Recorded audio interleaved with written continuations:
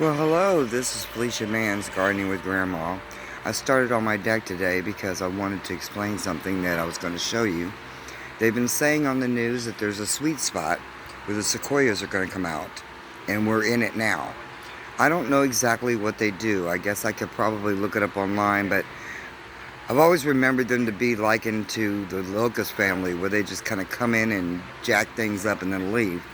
So this is what I decided to do. Last night, I got all my netting together, and I went ahead and started covering everything just so that they couldn't land on top of all my new crops.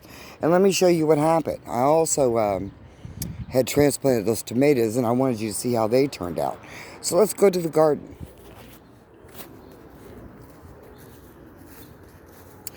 Over here, I have this mosquito netting, and I threw it around the lettuce as well as over those greens over there. Don't they look beautiful?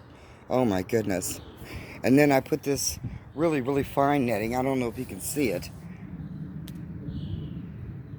over all of these. The tomatoes, the peppers, and down the way over all these beautiful new greens. So I covered them up. I usually use these nets for groundhog and critter deterrents, but yeah, I guess you could consider sequoias to be critters. I put them over the top of these two as best I could. I kind of ran out right there, but I think I got another piece I can put over there. They didn't come yet, but I'm trying to be proactive. My greens, they seemed like they were sweltering in the heat in the greenhouse during the day. So I know they like sun. I brought them out so they could get some sunshine. And then part through the day, I'll go ahead and shade this lettuce. But all of this stuff right here needed to come out because it really got super hot in here. And as you can see, the tomato plants seem to be doing well since I moved them.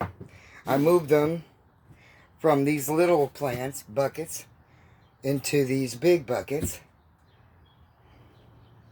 so that they could stretch out a little bit and not be fighting for the same soil. Also, last night, a friend of mine across the way brought me an eggplant to try out.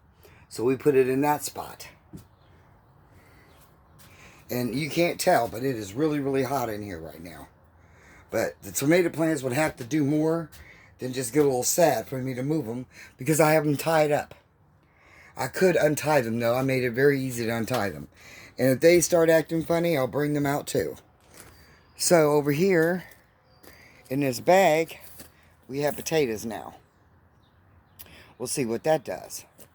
The green beans, they're trying to come up a little bit. Pretty soon we'll be trying to ring them around those lines right there so that they'll climb on up. Make it easy for me to harvest. This stuff around the fence line is starting to grow up.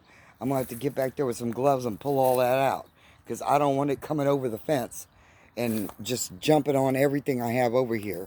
In past years, I've had this entire bed be just covered with whatever came up over that fence line. Yes, it's growing a little too good for me right now. So, maybe I should change these around, I think, because the lettuce really should be in the shade, and the greens should be back there. They like sun a lot more. Anyway, I just wanted you to know that I am trying to be proactive about the sequoias, because I don't know what they'll do to my plants.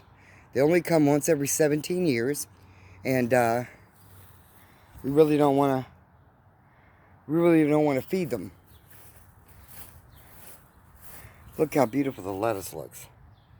Isn't that lovely? I just had to cover them up because I just assumed that that would be one of the big places they want to go. So like and subscribe. We're growing. Everything seems to be looking pretty good right now. These tomato plants are slow going, but they did go in after the others. So if they don't come on along, I might have to replace them. They still kind of look like they're almost the same size they were when I bought them at the store. Maybe a little bigger. I've been trimming them on the bottom, and a few of them have some yellow spots on the leaves. But we'll see what comes of them. As I said in the beginning, Gardening is like a crapshoot. You shake the dice and hope for the best. And everything that you get, you hope that it excels. But you never know what's going to grow, what's not going to grow. Just like back here. If you can see all those rows of greens, all the way back toward the back, they're not growing as full. And I don't know if it was the seeds or what. But we'll find out what's going on. And we'll see as we go. At least we have plenty of greens to deal with. If they don't come along, I'll just replace them with something else. So, it's going to be a hot week, people. Let's make sure we water our plants. But don't overwater. If you want to use one of those solutions that I was talking about, you could take a jug of water and fill it up with water and poke some holes in the bottom and just set it on the ground, let it leak on out. And that way it won't water too fast. And you can make sure that everything gets enough water. It's a good way to do it if you're going out of town, to freeze the water in the jugs. And then just leave it, let it melt and fill its way out so that way it's watering the ground that way. So, have a good week, people. Like and subscribe. Bye-bye.